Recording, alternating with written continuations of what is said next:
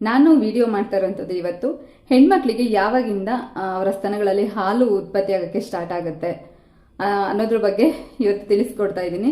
So skip ಮಾಡದೆ ವಿಡಿಯೋನ ಎಂಡ್ವರೆಗೂ ನೋಡಿ. ಹಾಗೆ ಹೊಸಬರು ಇನ್ನು ಯಾರೆಲ್ಲ ನನ್ನ ಚಾನಲ್ನ ಸಬ್ಸ್ಕ್ರೈಬ್ ಮಾಡದೆ ನೋಡ್ತಿದ್ದೀರಿ ಪ್ಲೀಸ್ ಸಬ್ಸ್ಕ್ರೈಬ್ ಮಾಡ್ಕೊಳ್ಳಿ. ಹಾಗೆ ಪಕ್ಕದಲ್ಲಿ ಇರುವಂತಹ ಬೆಲ್ ಐಕನ್ ಪ್ರೆಸ್ ಮಾಡೋದನ್ನು ಸಹ ಮರಿಬೇಡಿ.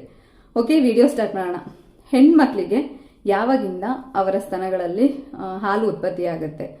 ಸೊ ಯಾವಾಗ ಒಂದು ಹೆಣ್ಣು ಮದುವೆ ಆಗ್ತಾಳೆ, ಮದುವೆ ಆದ್ಮೇಲೆ ಪ್ರೆಗ್ನೆಂಟ್ ಆಗ್ತಾಳೆ, ಸೊ ಪ್ರೆಗ್ನೆಂಟ್ ಆಗಿ ಒಂದು 5 ತಿಂಗಳು, ಯಾವಾಗ 3-5 ತಿಂಗಳಿಗೆ 3-4-5 ತಿಂಗಳಿಗೆ ಬೀಳುತ್ತೆ, ಸೊ ಅವಾಗಿಂದ ಆಕೆಗೆ ಎದೆಯಲ್ಲಿ ಹಾಲು ಉತ್ಪತ್ತಿಯಾಗಿ ಸ್ಟಾರ್ಟ್ ಆಗುತ್ತೆ. ಸೊ ಅವಾಗ ಡಾಕ್ಟರ್ಸ್ ನಿಮಗೆ ಸಜೆಸ್ಟ್ ಮಾಡ್ತಾರೆ, ನೀವು ಈ ಥರದ ಬ್ರಾಗಳು ಹಾಕೋಬೇಕು, ಈ ಥರದ ಬ್ಲೌಸ್ಗಳು ಹಾಕೋಬೇಕು, ತುಂಬಾ ಬಟ್ಟೆ ಟೈಟ್ ಆಗಿರೋದು ಹಾಕೋಬಾರ್ದು, ಮತ್ತೆ ನಿಮ್ಮ ನಿಪ್ಪಲ್ಸ್ನ ನೀಟಾಗಿ ಎಣ್ಣೆ ಹಚ್ಬಿಟ್ಟು ಮತ್ತೆ ಸ್ನಾನ ಮಾಡುವಾಗ ಪ್ರತಿ ಸಲನೂ ನೀಟಾಗಿ ವಾಶ್ ಮಾಡ್ತಾ ಇರಬೇಕು ಅಂತ ಹೇಳ್ತಾರೆ.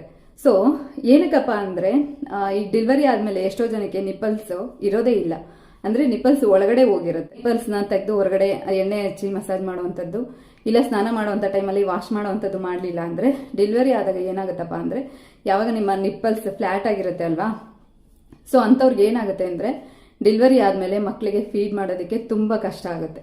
ಏನಕ್ಕಪ್ಪ ಅಂದರೆ ನಿಪ್ಪಲ್ಸ್ ಇಲ್ಲ ಅಂದರೆ ಮಗುಗೆ ತನ್ನ ಬಾಯಿಯಿಂದ ಹಾಲು ಎಳ್ಕೊಳ್ಳೋದಕ್ಕೆ ಆಗೋದೇ ಇಲ್ಲ. ತಾಯಿ ಎದೆ ಹಾಲು ಅನ್ನೋದು ಏನಿರುತ್ತೆ ಅದು ತುಂಬ ಶ್ರೇಷ್ಠವಾಗಿರುತ್ತೆ. ಮತ್ತು ಅದರಲ್ಲಿ ತುಂಬ ಮಗುಗೆ ಬೇಕಾಗಿರುವಂತಹ ಎಲ್ಲ ಏನಿರ್ತಾರೆ ಪೋಷಕಾಂಶಗಳು ತಾಯಿ ಎದೆ ಹಾಲಿಂದ ಮಾತ್ರ ಸಿಗಕ್ಕೆ ಸಾಧ್ಯ. ಬೇರೆ ನೀವು ಯಾವುದೇ ಫುಡ್ ಹಾಕಿದ್ರೂ ತಾಯಿ ಎದೆ ಹಾಲು ಅಂತ ಏನಿರುತ್ತೆ ಅದನ್ನ ರಿಪ್ಲೇಸ್ ಮಾಡೋದಕ್ಕಾಗಲ್ಲ.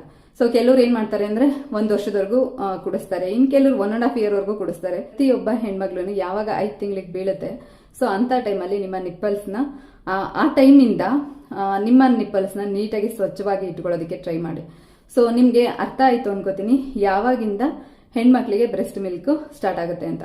ಸೊ ಅಲ್ಲಿಂದ ಹಿಡಿದು ಈಗ ಡೆಲಿವರಿ ಆಗುತ್ತೆ 5 ತಿಂಗಳಿಗೆ ಅದು ಹಾಲು ಉತ್ಪತ್ತಿ ಆಗಕ್ಕೆ ಸ್ಟಾರ್ಟ್ ಆದ್ರೆ, ಡೆಲಿವರಿ ಆದ್ಮೇಲೆ ಕರೆಕ್ಟಾಗಿ ಮಗುಗೆ ಹಾಲು ಕುಡಿಸೋ ಟೈಮಿಗೆ ನೀಟಾಗಿ ಆಕೆಗೆ ಮಗುಗೆ ಎಷ್ಟು ಹಾಲು ಬೇಕಾಗುತ್ತೆ, ಅಂದ್ರೆ ಆ ಮಗುಗೆ ಹೊಟ್ಟೆ ತುಂಬೋದಕ್ಕೆ ಎಷ್ಟು ಹಾಲು ಬೇಕಾಗುತ್ತೆ, ಡೆಲಿವರಿ ಆಗೋ ಟೈಮಿಗೆ ಅಷ್ಟು ಹಾಲು ಆಕೆಗೆ ಉತ್ಪತ್ತಿ. ಇನ್ನ ಕೆಲ್ಸಕ್ಕೆ ಹೋಗೋರು ಏನಿರ್ತಾರೆ, ನೀವು 2-3 ತಿಂಗಳವರೆಗೂ ಫೀಡ್ ಮಾಡ್ಬೋದು. ಆಮೇಲೆ ಬೇಕಿದ್ರೆ ಬಾಟ್ಲ್ ಹಾಲು ಕೂಡ ನೀವು ಟ್ರೈ ಮಾಡ್ಬೋದು ವಿತ್ ನಿಮ್ಮ ಎದೆ ಹಾಲಿನ ಜೊತೆಗೆ. ಈಗ ಏನಾಗುತ್ತಪ್ಪ ಅಂದ್ರೆ, ಹೌದು ಇವಾಗ ವರ್ಕಿಂಗ್ ವುಮೆನ್ಸ್ ಜಾಸ್ತಿ ಇರೋದ್ರಿಂದ ಏನಾಗುತ್ತೆ ಅಂದ್ರೆ, ಹಿಂದಿನ ತರ ಎಲ್ಲ ವರ್ಷಾನ್ಗಟ್ಲೆ ಯಾರು ಬ್ರೆಸ್ಟ್ ಫೀಡಿಂಗ್ ಮಾಡ್ಲಿಕ್ಕೆ ಆಗೋದಿಲ್ಲ ಇವಾಗ. ಸೊ ಅದಕ್ಕೆ ನಿಮ್ಮ ಮಗುಗೆ ಏನು ಕೊಡಬೇಕು ಏನಿಲ್ಲ ಅನ್ನೋದನ್ನ ಡಾಕ್ಟರ್ ನಿಮಗೆ ಸಜೆಸ್ಟ್ ಮಾಡ್ತಾರೆ. ಸೊ ನೀವು ಅದನ್ನ ಕೊಟ್ಕೊಂಡು ಅದ್ರ ಜೊತೆಗೆ ನೀವು ಎದೆ ಹಾಲನ್ನು ಸಹ ಕೊಡ್ಬೋದು. ಎಲ್ಲಿವರೆಗೂ ಒಂದು ತಾಯಿ ಮಗುಗೆ ಹಾಲು ಬಿಡಿಸ್ಬೇಕು ಅಂತ ಟ್ರೈ ಮಾಡ್ತಾಳೆ ಅಂದ್ರೆ, ನೀವು 1 ವರ್ಷ 2 ವರ್ಷ ಎಲ್ಲಿವರೆಗೂ ಹೋದ್ರೂ ಆಗಿರ್ಬೋದು, ಅಲ್ಲಿವರೆಗೂ ಸಹ ಹಾಲು ಬರ್ತಾನೆ ಇರುತ್ತೆ. ಬಟ್ ಯಾವಾಗ ನೀವು ಒಂದ್ಸಲ ಮಗುಗೆ ಹಾಲು ಕುಡಿಯೋದು ಬಿಡಿಸ್ತೀರಾ, ಸೊ ಅಲ್ಲಿಂದ ಮತ್ತೆ ಎದೆ ಹಾಲು ಅನ್ನೋದು ಬರೋದಿಲ್ಲ. ಸೊ ನೀವು ಕೇಳಿದ ಕ್ವಶನ್ಗೆ ಆನ್ಸರ್ ಸಿಕ್ತು ಅಂತ ಅನ್ಕೋತೀನಿ. ಆನ್ಸರ್ ಸಿಕ್ಕಿದ್ರೆ ದಯವಿಟ್ಟು ವಿಡಿಯೋನ ಲೈಕ್ ಮಾಡಿ, ಶೇರ್ ಮಾಡಿ, ಹಾಗೆ ಸಬ್ಸ್ಕ್ರೈಬ್ ಮಾಡೋದನ್ನ ಮರೆಯಬೇಡಿ.